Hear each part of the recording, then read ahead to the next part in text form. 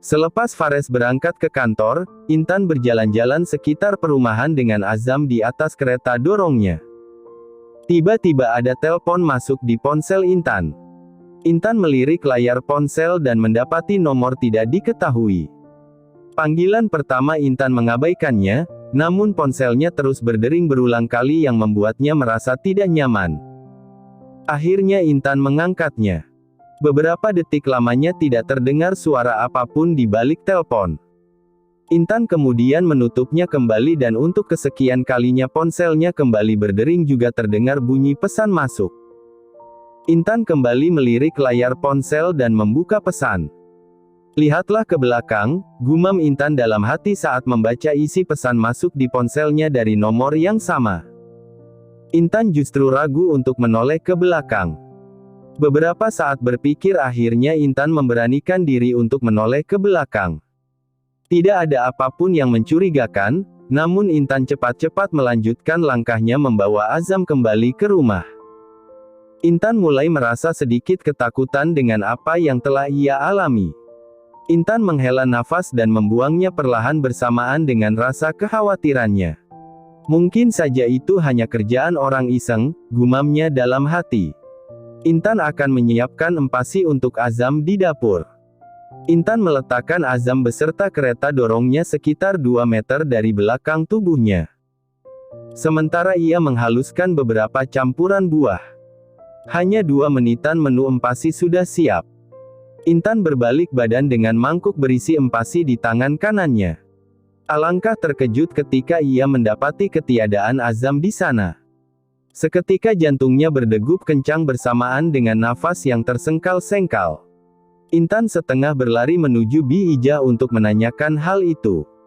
"Bi, apa Azam sedang bersama Bibi?" tanya Intan mulai panik. Bi Ijah spontan menggeleng. "Enggak tuh, Mbak. Dari tadi Bibi bersih-bersih ruang tamu," jawab Bi Ijah. Seluruh tubuh Intan berangsur lunglai. Tapi tadi Azam ada di belakang saya selagi saya siapkan empasi," balas Intan panik.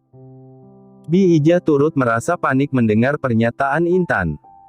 "Coba kita cari di sekitar rumah, mungkin saja rodanya berjalan," kata Bi Ijah.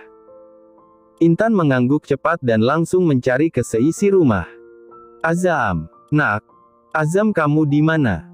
teriak Intan dengan mata yang mulai berkaca-kaca dan gelisah yang memenuhi sekujur tubuh. "Nak Azam. Di mana kamu nak? Mama mencarimu," teriak Bi Ijah. Intan dan Bi Ijah sudah mencarinya ke seisi rumah, namun mereka tidak menemukan keberadaan Azam. Azam. Di mana kamu nak?" Suara Intan mulai lemah dan bergetar. "Saya tidak mendengar suara tangisannya, Bi," rintih Intan pada Bi Ijah sambil menangis histeris. "Cepat hubungi Mas Fares, Mbak. Agar Mas Fares segera mencarinya," balas Bi Ijah. Intan menggeleng. "Aku tidak tahu apa yang harus aku katakan padanya," balas Intan. "Tidak apa-apa. Mas Fares harus tahu ini," kata Bi Ijah. Intan kemudian merogoh ponselnya. Tangannya bergetar hingga tak bisa cepat mencari nomor ponsel Fares. Intan menempelkan ponselnya di telinga sambil memandang ke balik kaca halaman belakang dengan mata yang buram tertutup air mata. Seketika matanya membelalak melihat sebagian kereta dorong Azam. Tanpa pikir panjang Intan berlari memastikan. Semakin dekat Intan mendengar suara tangisan Azam. "Azam!" teriaknya sambil menoleh ke bagian depan kereta dorong. Benar saja, Azam kini sudah ada dalam pandangannya. "Azam, anak Mama. Syukurlah Mama menemukanmu," ucap Intan sembari menggendong Azam, memeluknya erat-erat dan menciumnya. Intan baru menyadari jika Fares telah mengangkat teleponnya. Intan meminta tolong Bi Ijah untuk menggendong Azam dan kembali menempelkan ponselnya. "Intan, kamu menangis ya? Ada apa?" tanya Fares di balik telepon. "Mas, kalau bisa. Mas segera pulang," balas Intan yang masih terisak. "Memangnya ada apa Intan?" tanya Fares mulai panik. "Aku tidak bisa ceritakan di telepon," jawab Intan. "Baiklah. Mas pulang sekarang," balas Fares dan mengakhiri teleponnya. Fares segera pulang memastikan apa yang telah terjadi dengan Intan. Ketika sampai rumah, Fares menemukan Intan yang sedang menidurkan Azam ditemani oleh Bi Ijah. "Apa yang terjadi, Bi?" tanya Fares dengan mengecilkan suaranya. Bi Ijah melirik Intan dan Azam yang mulai tertidur.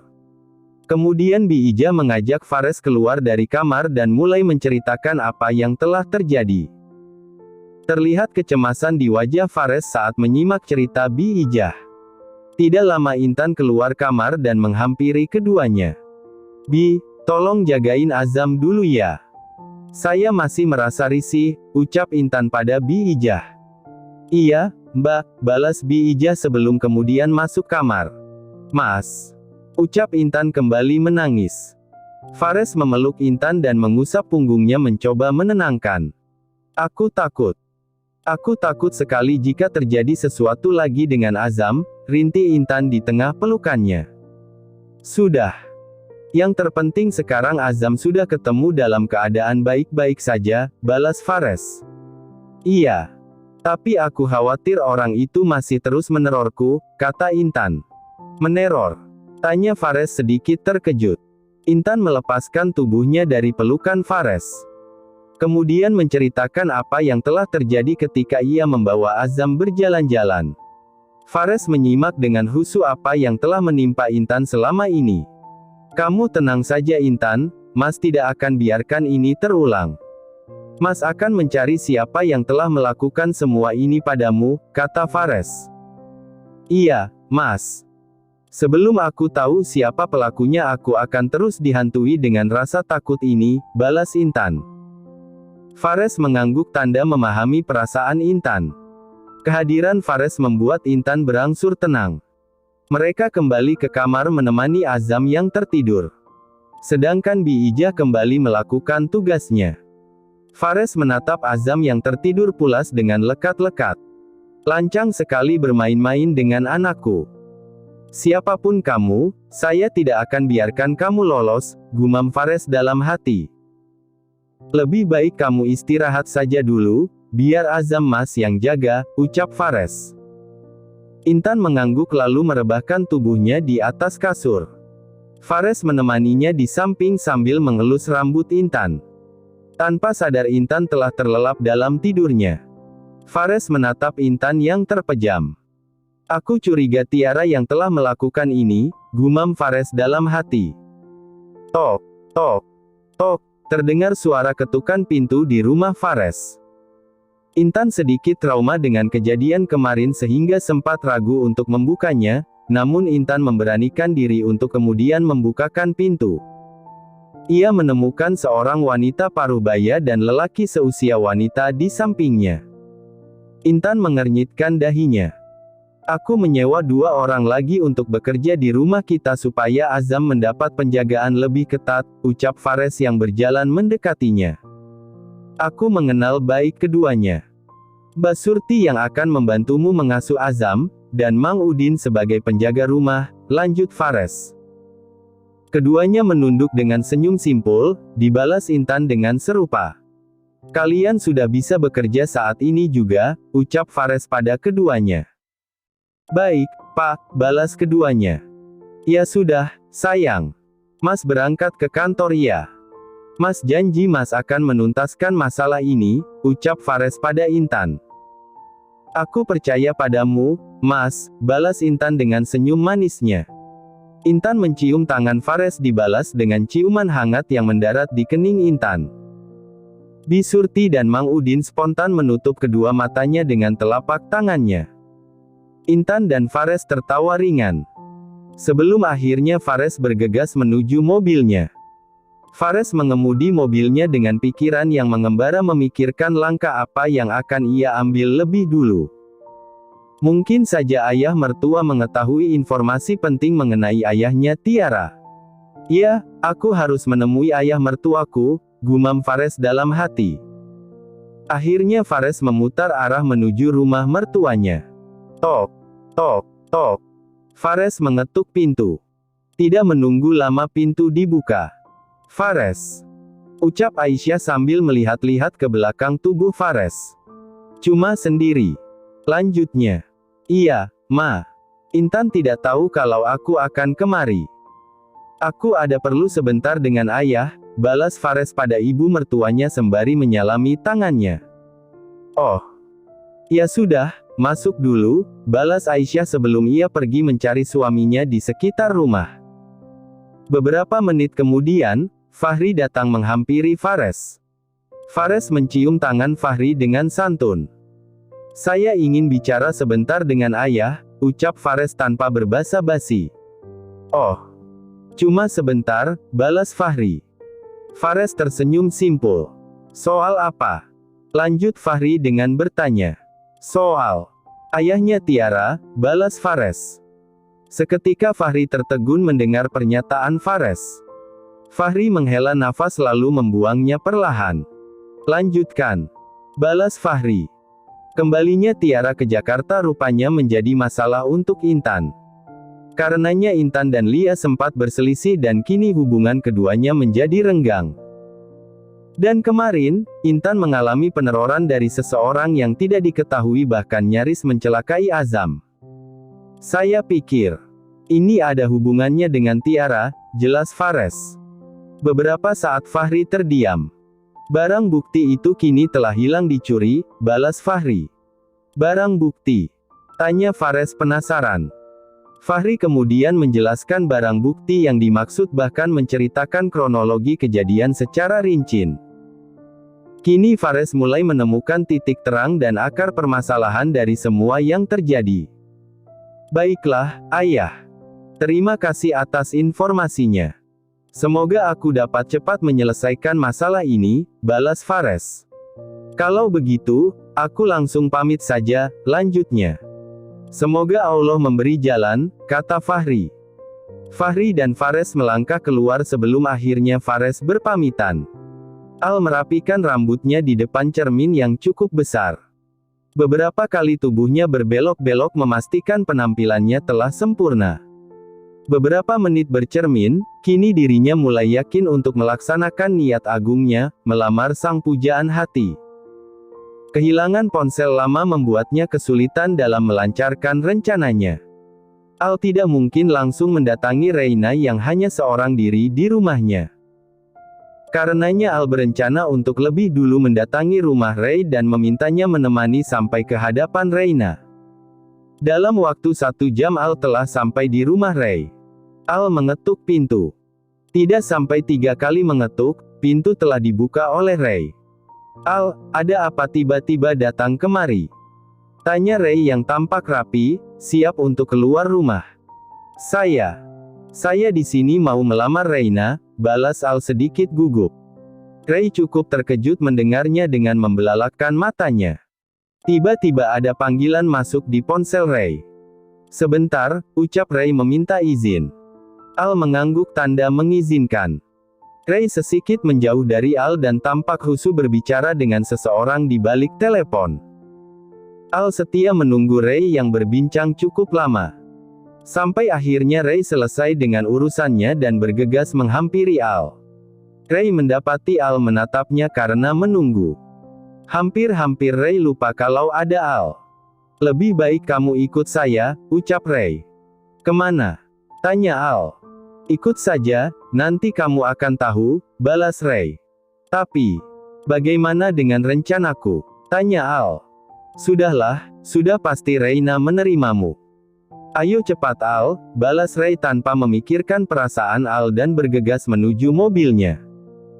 Al dilema, namun pada akhirnya Al selalu siap saat mendapat perintah dari Rey. Loh, ada Pak Fares juga? Tanya Al saat masuk ke mobil Rey duduk di belakang kemudi. Hai, Al. Rasanya kita belum pernah berkenalan. Tapi sudah saling mengenal, balas Fares dengan senyum simpul.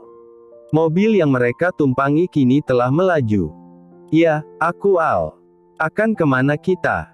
Tanya Al yang masih penasaran pada Fares. Apa kamu pernah menghabisi seseorang, Al? Tanya Fares. Seketika Al mengernyitkan dahinya merasa aneh.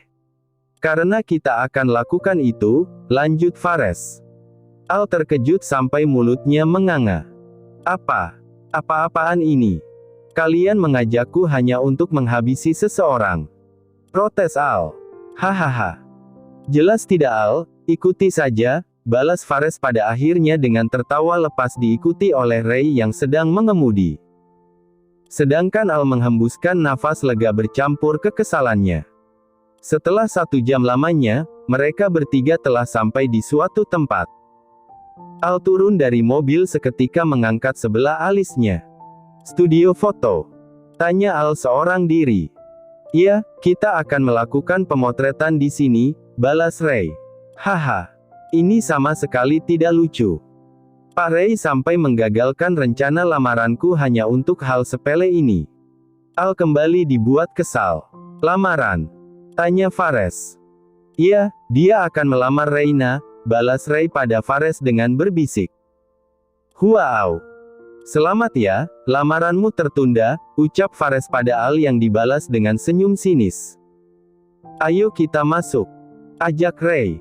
Kedatangan Ray, Fares dan Al disambut oleh petugas studio. Akan melakukan pemotretan, bos? Tanya seorang petugas yang nampak mengakrabi. Ya, siapkan backdrop dengan tema boyband, balas Fares yang dibalas tawa ringan oleh petugas tersebut. Sedangkan Al semakin dibuat tepuk jidat oleh tingkah Ray dan Fares yang menurutnya konyol. Hehi. Siap, bos, balas petugas tersebut. Petugas studio itu dengan sigap menyiapkan backdrop sesuai permintaan Ray.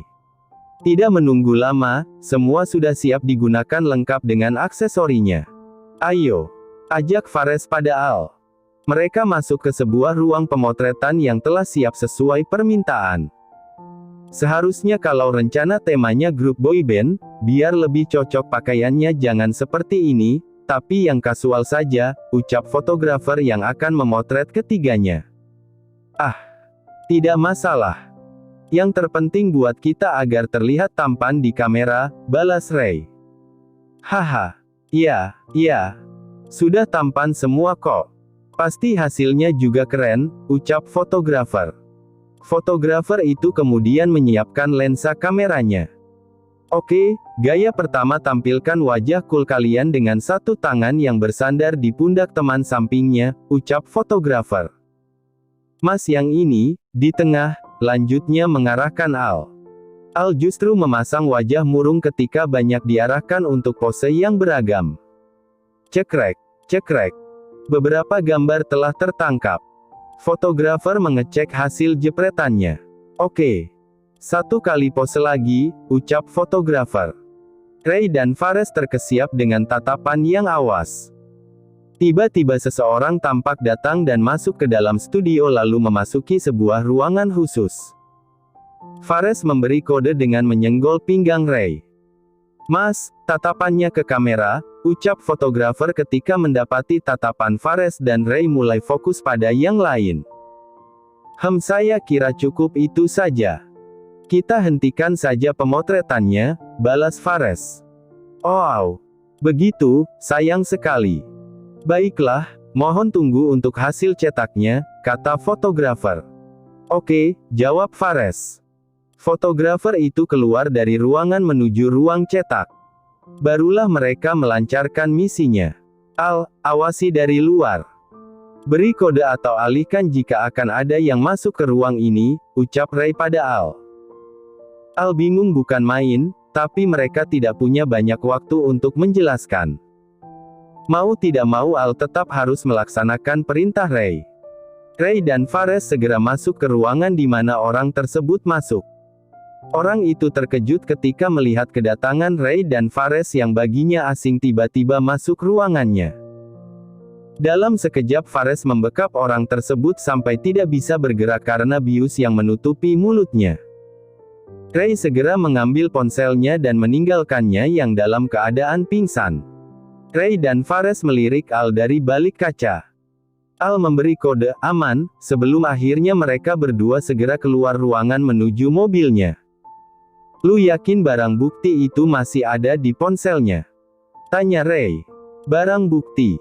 Ucap Al seorang diri. Entahlah. Semoga saja masih ada, balas Fares sedikit ragu. Ah sial, ponselnya menggunakan PIN, lanjutnya ketika tidak bisa membuka ponselnya. Sini, biar gue otak-atik. Ray merebut ponsel itu dari tangan Fares. Ray mengotak-atik ponselnya sampai akhirnya ponsel tersebut bisa dibuka. Fares kembali memeriksanya cukup lama. Ah, di mana dia menyimpannya? Ucap Fares seorang diri. Nah ini ia. Fares membuka video yang diyakininya. Benar saja, sebuah video yang membuktikan kecurangan ayah Tiara telah berada di tangannya. Ayah Tiara telah melakukan pencurian berulang kali, dia menutupi ini dari Tiara dan membiarkan Tiara membenci keluarga Intan, jelas Fares. Akhirnya Al mulai memahami masalah apa yang sedang mereka hadapi. Karena ini, Tiara bukan hanya menghancurkan hubungan persahabatan kita, melainkan juga hampir mencelakai Azam. Tiara harus mengetahui hal ini, lanjut Fares. Mereka bergegas pergi dengan bukti yang mereka dapat. Lalu apa rencanamu selanjutnya? Tanya Ray. Kita akan beri kejutan pada Tiara, tapi tidak sekarang, balas Fares. Oke. Lalu kita akan kemana? Tanya Ray. Sepertinya tidak ada yang lain selain mengantar Al pada pujaan hatinya, balas Fares. Seketika Al menoleh ke arah Fares. Fares menepuk pundak Al. Dalam beberapa menit mobil mereka telah sampai di halaman rumah Reina. Ray mengetuk pintu beberapa kali. Secara kebetulan Reina sendiri yang membukakannya. Kak Ray, Pak Fares. Ucap Reina. Reina melihat satu orang lagi yang berdiri membelakanginya. Kemudian secara perlahan Al berbalik badan menoleh ke arah Reina. Reina cukup terkejut mendapati Al telah bersama Ray dan Fares. Mari kita masuk. Ajak Ray. Mereka semua kemudian masuk dan duduk di ruang tamu. Kami dengan sengaja datang kemari untuk mengantar Ananda Renaldi melaksanakan tujuan mulianya. Silahkan. Ucap Ray pada Reina sambil menepuk pundak Al. Al justru tertunduk dengan satu tangan yang menopang dahinya. Bukan terharu, melainkan merasa malu karena semuanya tidak berjalan sesuai rencana dan justru terkesan berlebihan. Terima kasih sudah menonton, guys. Jangan lupa klik like jika kalian menikmati cerita ini, subscribe untuk update konten seru lainnya, dan tinggalkan komentar di bawah tentang apa yang kalian pikirkan atau cerita apa yang ingin kalian dengar selanjutnya. Dukungan kalian sangat berarti. Sampai jumpa di video berikutnya.